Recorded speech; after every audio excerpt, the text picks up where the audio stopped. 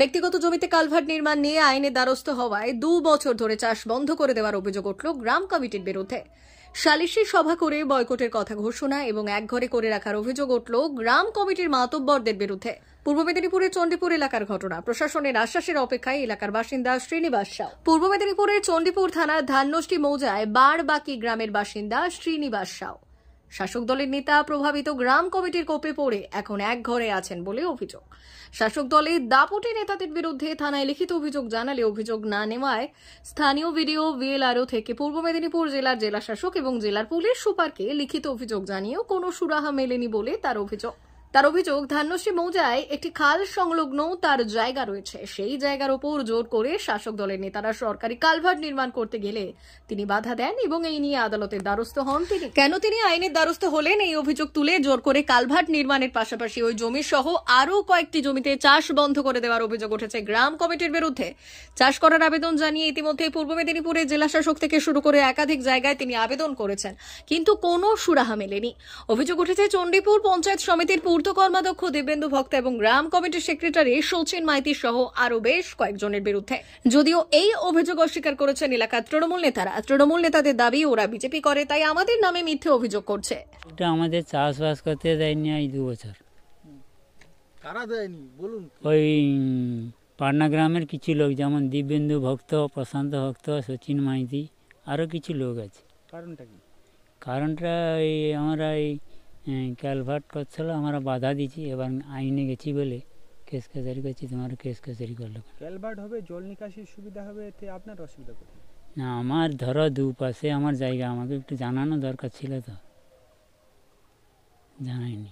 হয়েছে যে আমাদের এই জমিনটা চাষের জমিন, 2 চাষ হয়, কিন্তু মানে এই ক্যালভার্টটা এখানে একটা টেম্পোরারি পুল ছিল, সেইটাকে বড় করে ক্যালভার করছে ডোজার নিয়ে এসে কেটে।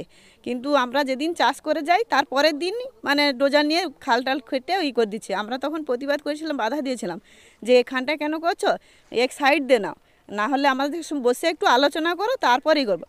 ওরা বলছে না, কেন বসে আলোচনা করতে হবে, তোদের বাবার জায়গা আর এটা এখানে আছে, এইখানেই আমরা করবো। আমি বলি দেখো মাঝখানে আছে, আর মাঝখান দিয়ে জলটা গেলে আমার জমিনটা নিচু হয়ে যাচ্ছে, চাষে অসুবিধা হচ্ছে। আর ওরা কি করে খাল কেটে মানে মাঝখানে বরাবর খাল কেটে মাছটায় ধরে মানে আমার জমিটাকে পুরো ফসলটা নষ্ট করে দেয় প্রত্যেক বছরই করে। ওই জন্য প্রতিবাদ করছি। আমি বলি এক সাইড দিয়ে নাও, সেদিক দিয়ে নাও, নাহলে এদিক দিয়ে নাও, যে কোনো এক সাইডে থাকলে তো কিছু না। আর কিন্তু এই পোলটা হয়েছে, পোলটার টেন্ডার ছিল, কিন্তু আগেই কপি ছিল সেখানটায়, মানে এইটা ধানশ্রী আর পশ্চিম পান্ডার মাঝে বরাবর দিয়েই রাস্তাটা, কিন্তু ওরা জোর জবরদস্তি আমাদের জায়গার উপর দিয়েই নিচ্ছে। কিন্তু এই জন্য হচ্ছে আমরা কেস করতে যাইনি। ওরা বলছে তোদের কি করার আছে তোরা করে নে, তোরা কেস কাচারিতে যা, সেখানে যা হয় হবে। সেই জন্য আমরা কেস করছি। কিন্তু কেস করার পরে ওরা বলছে তোমরা কেস করেছো যখন তোমাদেরকে চাষ করতে দেবো না। শুধু এই জায়গা না, আমাদের পশ্চিমবাংলা যতগুলো জায়গা আছে সবগুলোতেই চাষ বন্ধ করে দিয়েছে 2 বছর। কোনো মানে লাঙ্গলওয়ালাকে হাল করতে দেয়নি, জমিন লাঙ্গল করতে দেয়নি। এইরকমই আমাদের জমিনগুলো পড়ে আছে। কারা করছে? ওরা কোন পার্টি করে? ওই মেন হচ্ছে দিব্যেন্দু ভক্ত, আমাদের যে হচ্ছে মানে আছে, এই যে পার্টি চলছে এখন বর্তমানে টিএমসি পার্টির নেতা, উনিই হচ্ছে হেড, উনি সবাইকে বলছে, আর সেইভাবেই হচ্ছে এই কাজটা হচ্ছে। ইতিমধ্যে জানিয়েছেন বলে আমার মনে হয় না, হয়তো বেশ কিছু আগে যা শুনলাম, হয়তো বছর 1-2 আগে কিছু জানিয়েছিলেন হবে। তো এই বিষয়টা যেহেতু আমার নজরে নেই, উনি যদি নতুন করে কিছু জানান আমি আবার খতিয়ে দেখবো কি বিষয়বস্তু আছে। সেরকম কিছু থাকলে যা যা আইনগত ব্যবস্থা নেওয়া সেগুলো নেওয়া হবে। আর এই যে চাষে যে বাধা দেওয়ার অভিযোগ, চাষ করতে পারছে না, আপনারা কি যদি অভিযোগ পান খতিয়ে দেখবেন? হ্যাঁ, আগে খতিয়ে দেখতে হবে যে কি বিষয় আছে। আমি তো বিষয়টার ব্যাপারে জানি না, উনি আমার সাথে এবার দেখাও করতে পারেন বা অভিযোগও দিয়ে যেতে পারেন। সেই মর্মে আমরা খতিয়ে দেখবো, যা যা যেটা ঠিক হবে সেটা করা হবে। আর ওনার একটা অভিযোগ যে তার জায়গার উপরে জোর করে সরকারি ক্যালভার্ট একটা, হ্যাঁ, সেটা বিএলআর সাহেবকে যুক্ত করে নিয়ে আমরা কার জায়গা কি ব্যাপার মেপে নিয়ে আইনগত যা যা আছে সেভাবে করা হবে। ঠিক আছে।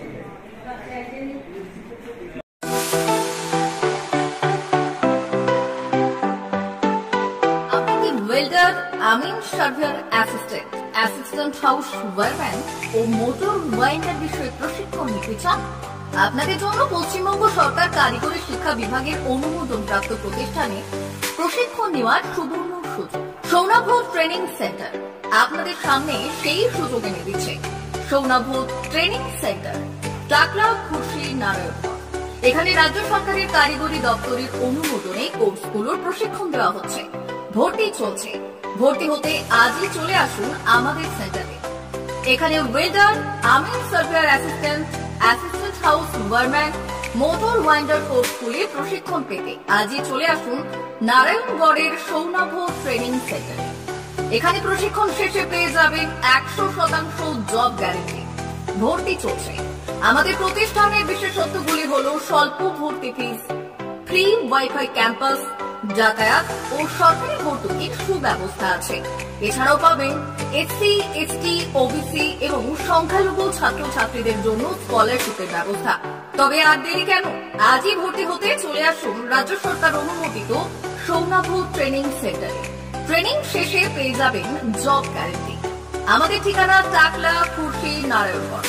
যোগাযোগের নম্বর 9732864896 অথবা 6294423449। টাকলা মাদার টেরেসা শিক্ষানিকেতন ভর্তি চলছে। শিশু কেন্দ্রিক পঠন পাঠন সহ সিবিএসই সিলেবাসে পাঠদান করা হয়।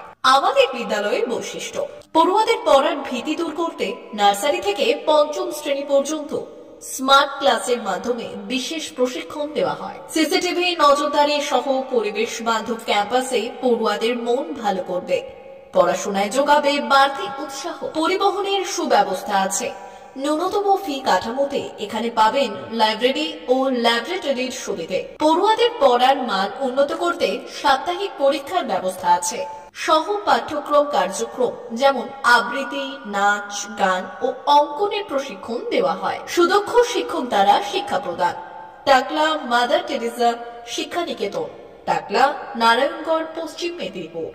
নার্সারি থেকে পঞ্চম শ্রেণী পর্যন্ত 2025-2026 শিক্ষাবর্ষে ভর্তি চলছে। বিশদ জানতে ও ভর্তির জন্য যোগাযোগ করুন 6294423449 অথবা 9732864896।